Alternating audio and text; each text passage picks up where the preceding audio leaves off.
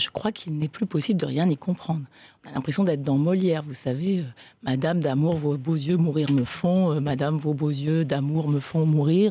Et on retourne les mots dans tous les sens, et à la fin, plus personne n'y comprend rien. Pourquoi ? Parce qu'au fond, on sait que cette mesure ne va strictement rien changer, c'est-à-dire elle n'aura aucune efficacité dans la lutte contre le terrorisme, qu'elle pose des problèmes de droit. Ce n'est pas seulement une question symbolique ou une question de principe. Tout simplement, on ne peut pas créer deux catégories de Français. Alors on nous dit maintenant on ne l'inscrit pas, il n'y a pas le mot binational. Pas, mais dans le la résultat sera le Constitution, même.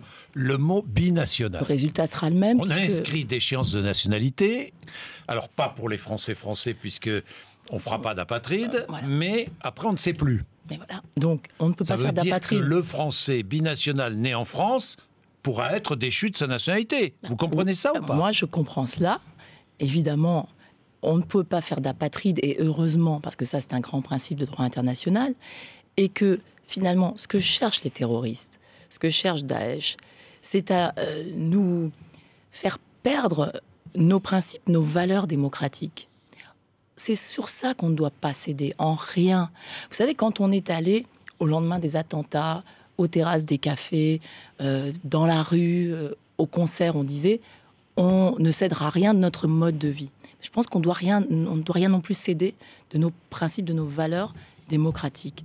Donc, établir des mesures, en plus les inscrire dans la Constitution, ce qui est le degré supérieur, suprême de la hiérarchie des normes en France, tout ça, finalement, c'est faire des petites entailles dans les grands principes de la République. Vous ne voterez pas cette révision ? Non, je ne la voterai pas, parce que je pense qu'elle est inutile et inefficace, et qu'en plus, elle a semé, au sein de la société française, de la division et de la confusion, alors qu'on avait besoin, au contraire, de se rassembler et d'être unis.